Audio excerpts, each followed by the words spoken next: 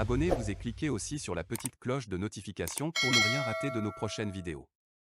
N'oubliez pas de partager aussi la vidéo et de la liker. Afrique N24. L'ambassade de France répond aux accusations du ministère des Affaires étrangères du Mali. La polémique continue entre Paris et Bamako. Mali, France, la polémique entre les gouvernements français et maliens sur les accusations portées par le ministère malien des Affaires étrangères contre la France il y a 4 jours n'est pas encore apaisée, accusation dans laquelle il a confirmé sa disponibilité de preuves prouvant la violation de l'aviation militaire française de l'espace aérien malien, et le soutien de l'armée française aux groupes terroristes menaçant la stabilité et la sécurité du Mali.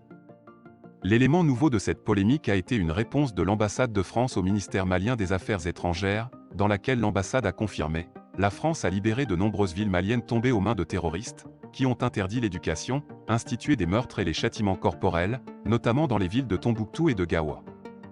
L'ambassade a ajouté: les forces françaises ont tué des centaines de terroristes qui menaçaient la sécurité du Mali, dont 2 hauts dirigeants de la région, le chef de l'organisation État islamique, Adnan Abu Wali al-Sahraoui, et le chef de l'organisation Qaïda au Maghreb islamique, Abdelmalek Droukdel.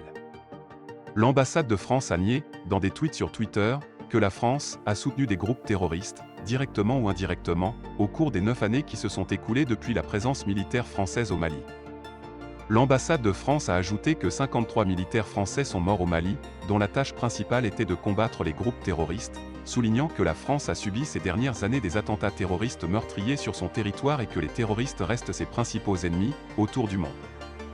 La semaine dernière, le ministère malien des Affaires étrangères a appelé, dans une lettre spéciale, le Conseil de sécurité de l'ONU à une réunion d'urgence pour examiner sa situation sécuritaire, accusant la France d'espionnage et de violations répétées et fréquentes de l'espace aérien.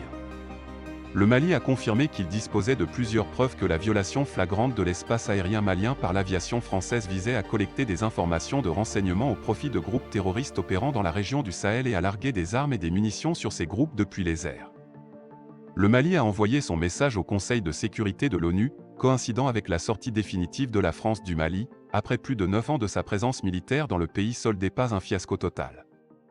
La Direction de l'information et des relations publiques des forces armées maliennes, dans un communiqué publié le 7 août, avait documenté des opérations secrètes et non coordonnées, confirmant que les terroristes bénéficiaient d'un grand soutien et d'une expertise extérieure. Cela fait suite à des attaques simultanées attribuées à l'organisation État islamique, dans le Grand Sahara, qui ont fait 42 morts et de nombreux blessés dans les rangs des forces armées maliennes. Hier, le chef d'état-major français a annoncé qu'environ 3000 soldats français resteront dans la région du Sahel, après le retrait des forces de Barkhane du Mali, soulignant que ce retrait ne représente pas la fin de la mission militaire de Barkhane. Le chef d'état-major français a indiqué que les militaires français restés au Sahel exerceront leurs fonctions, dans le cadre d'une réorganisation de l'opération Barkhane hors du Mali, au niveau des bases françaises situées au Niger et au Tchad, en plus des partenariats militaires avec des pays africains, qui incluent les aspects militaires, de combat, opérationnels et logistiques. En juin de l'année dernière, la France a commencé à réorganiser son déploiement militaire dans la région du Sahel, où il a décidé de réduire, d'ici 2023, le nombre de ses soldats de la région de 5000 à entre 2500 et 3000 soldats.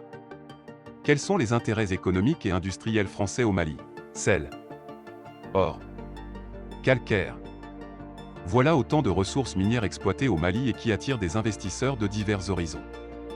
Alors que plusieurs autres ressources du pays, comme le fer, la bauxite ou le pétrole, restent encore largement inexploitées, le plus grand intérêt d'un pays comme la France est surtout de chercher à garder sa position pour des raisons géopolitiques et géostratégiques, pour protéger les gisements d'uranium au Niger voisin.